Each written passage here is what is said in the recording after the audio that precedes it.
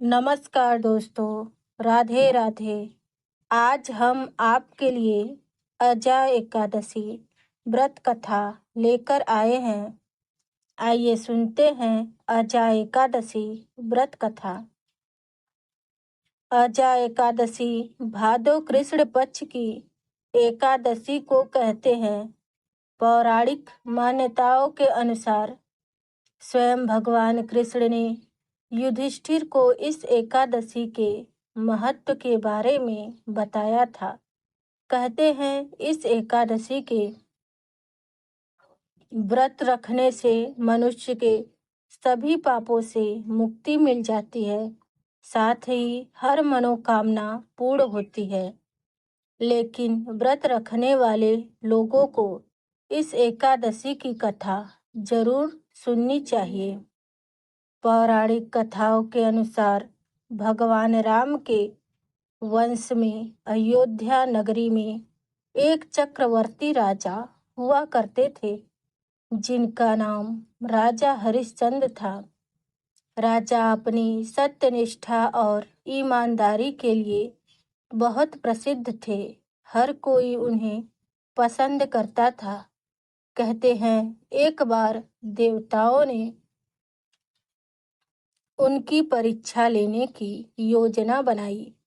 इस परीक्षा के तहत राजा ने सपने में देखा कि उन्होंने ऋषि विश्वामित्र को अपना राजपाट दान कर दिया है।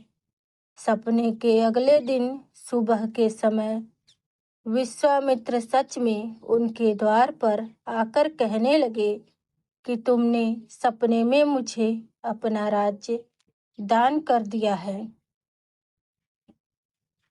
राजा ने भी सत्यनिष्ठ व्रत का पालन करते हुए अपना संपूर्ण राज्य समेत अपनी पत्नी, बेटा एवं खुद को भी बेच दिया। राजा अब किसी चांडाल का दास बन गया, जहां उसने कफन लेने का काम किया।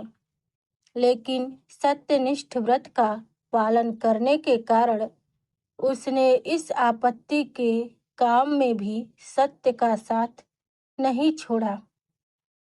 जब इस काम को करते हुए उसे कई साल बीत गए तो उसे अपने इस नीच कर्म पर बड़ा दुख हुआ।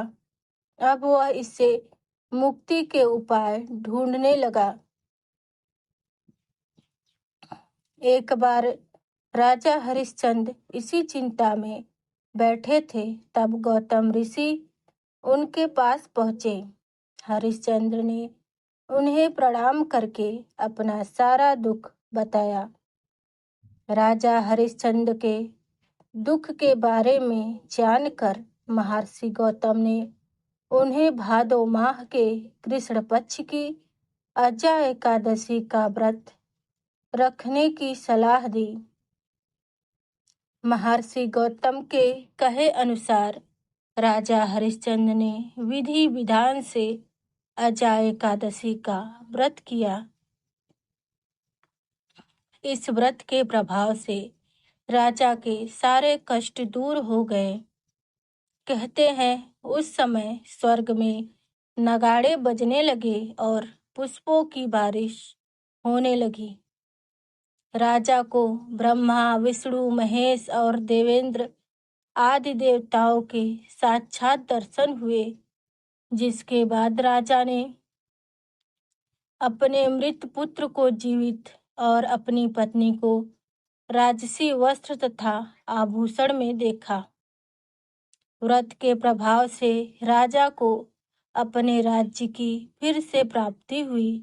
वास्तव में एक ऋषि ने राजा की परीक्षा लेने के लिए उसे ये कष्ट दिए थे, परंतु अजा एकादशी व्रत के प्रभाव से ऋषि द्वारा रची गई सारी माया का नाश हो गया और अंत में हरिश्चंद्र को उनके परिवार सहित स्वर्गलोक की प्राप्ति हुई।